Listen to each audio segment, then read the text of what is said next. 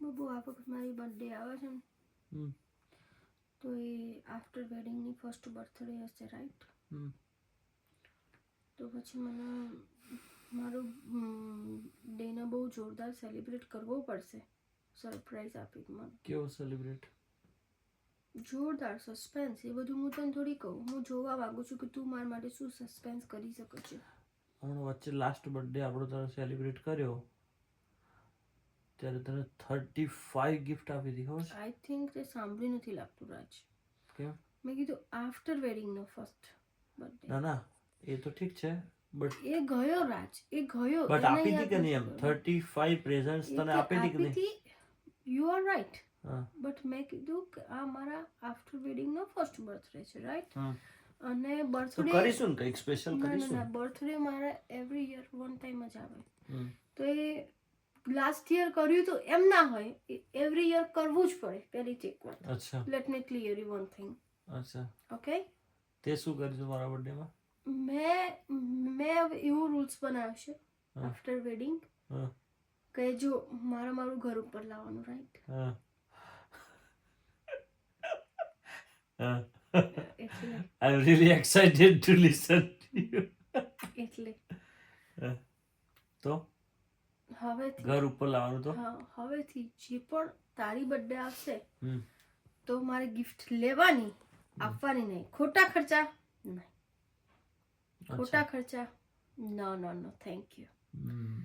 પણ તારી બર્થડેમાં આઈધર તું મને ચેન ને નેકલેસ આપે, ગોલ્ડ ચેન ઓર નેકલેસ, ગોલ્ડ ઇયરિંગ્સ, ગોલ્ડની લકી આપે, ગોલ્ડની રિંગ, તો કોઈ પ્રોબ્લેમ નથી.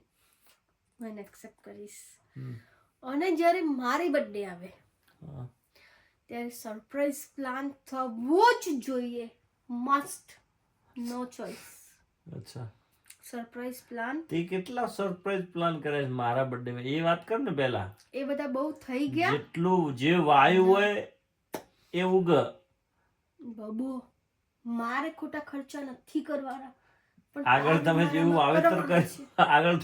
વાવેતર કર્યું હોય ને એવી પેદા થાય. અને મારી મને સરપ્રાઈઝ આપી હતી કોઈ વખત? બહુ આપેલી છે મેં તો. એક વખત આપી હતી પેલી હોલમાં પાર્ટી રાખી એ બસ. બીજું દર બર્થડે જોરદાર જ કરી મેં તો. એટલે સાંભળ, તને તારા બર્થડેમાં તારી જિંદગીમાં નહીં ગઈ હોય એવી 7 સ્ટાર લંડનની હોટેલમાં હું તને લઈ ગયો હતો ખબર છે? Thank you very much. એ જગ્યાએ હું તને 5 વાર લઈને ગઈ આફ્ટર ધેટ. સો બટ તારા બર્થડેમાં તો હું તને ફર્સ્ટ ટાઈમ લઈ ગયો ને, પછી તું મને લઈ ગઈ ને. Thank you. એ તું લઈ ગયો? Really? મેં શું કીધું? એ તું લઈ ગયો? Are you lying? No, I'm not lying. You are right. Okay. You went before that, before your birthday. No, never. Then why you said? But after my birthday celebration, I took you there 5 times. હા but એ તો તારા બર્થડેમાં હું first time તને બતાવ્યું પછી તું મને લઈ ગઈ ને. બાકી તારા તો સપનામાં એ હોટલ ના આવે ને. Thank you. એ મેં કીધું ને એમ એ બર્થડે જતી રહી રાઈટ. એવરી યરમાં મારી બર્થડે આવે એકવાર તો મારે એવરી યર કંઈક નવું ડિફરન્ટ સેલિબ્રેશન જોઈએ. એની એ રેસ્ટોરન્ટ હવે રિપીટ ના થવી જોઈએ પહેલી એક વાત. ઓકે. અને સપોઝ તું બહુ ખુશ થઈ ગયો ને તે મને તારી બર્થડે પર ગોલ્ડની ચેન અને પેન્ડલ બંને આપી દીધું. Oh my God. રાઈટ. તો પછી તને પાર્ટી પણ સામે એવી જોરદાર જ મળવાની છે મારા તરફથી. એની મારા 2-3 લાખની તને પ્રેઝન્સ આપવાની, એમાં તું જોરદાર પાર્ટી આપીને 50 પાઉન્ડ ખર્ચી નાખી. ના હું 50 નહીં ખર્ચું, તું ભૂલસ. તો હું 1000 પાઉન્ડ ખર્ચતા બી વિચાર ના કરું. એ બી તારા જીના જોડેથી 1 પાઉન્ડ નીકળતો નહીં. બીજું અને મારી બર્થડે આવે આ વખતે તો I don't mind with gold rings. Oh really? Then gold ring પણ મને બહુ જ ગમે છે. એટલે હું એને જરૂરથી એક્સેપ્ટ કરીશ. બિલકુલ બરાબર. બીજું કઈ? એટલે એ પણ ચાલે. હું તને ચોઇસીસ બતાવું છું કે તારે બહુ ઓવર થિંકિંગ ના કરવું પડે અને તું બહુ કન્ફ્યુઝ ના થાય કે નિકીની બર્થડેમાં હું શું કરું એમ. શું કરી શકું, તો હું જ તને હેલ્પ કરી દઉં પ્લાનિંગ કરવામાં. બરાબર.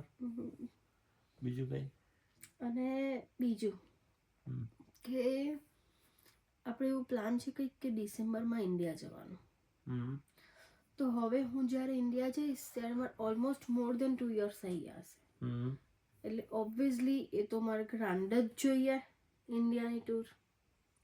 એટલે એમાં હું કે હીરા મોતી જડવાના હોય ગ્રાન્ડ બનાવવા માટે શું કરવાનું? ના, ગ્રાન્ડ બનાવવા એને શું કરવાનું? ઓકે, પૈસા હાલવાના એમ કે ખાલી સીધી સીધી ગોળ ગોળ વાત ના કર, સીધી પોઈન્ટ ઉપર આય કે મને 2 લાખ હાલ દેવાના, 3 લાખ હાલ દેવાના. 2 લાખનું બરાબર.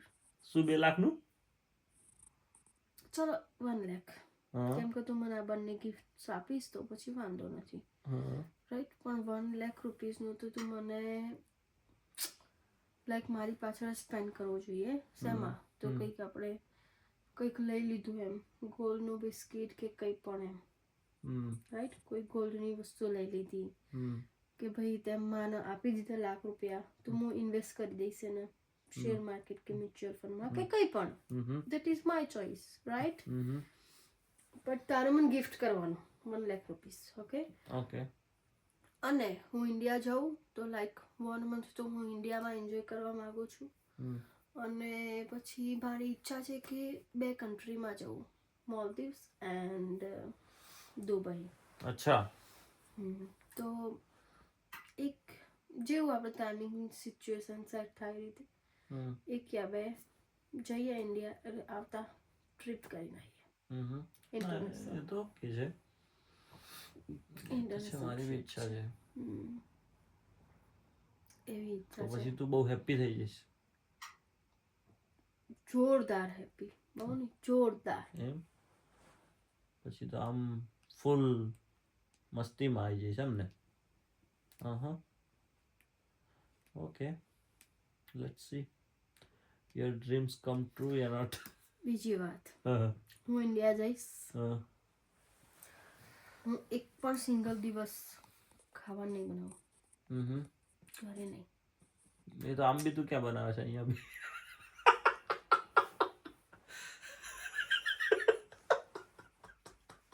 એ તૈયારી રાખજો જ કે થોડાક વર્ષમાં મારે શેફ રાખી દેવાનો જ ઘરમાં. અચ્છા, એટલે તો હું મહેનત કરું છું રાત દિવસ એમ. કરવી જ પડે. તને તકલીફ આપવી જ નથી મારે એમ. શેફ રાખી જ દઈએ આપણે, એટલે મહેનત કરીએ ને પેલા. હું ઇન્ડિયા જઈશ તો હું કઈ કામ નહીં કરું, બરાબર? મારા જોડેથી કઈ જાતે ખાઈ તો જાતે લેશે કે એ બી ખવડાવવું પડશે? No, I don't mind to eat. Okay. So don't worry about that. Thank you very much for your care. Okay. Thank you. પછી બીજા તારા સપના શું છે? બીજા એ કે lunch, dinner, breakfast everything outside. અને લાઈક હું અરાઉન્ડ 20 days અમદાવાદમાં નાઇટ આઉટ એન્જોય કરવા માંગુ છું. અચ્છા. અને જો ગોવામાં ક્રૂઝ બુક થઈ જાય તો પછી આપણે એ ફરી આવીશું. તો પછી એક જ ઇન્ટરનેશનલ ટ્રીપ રાખીશું કે આપણે દુબઈ જઈ આવ્યા એમ. અચ્છા. એવી રીતે કહી શકીએ આપણે એમ.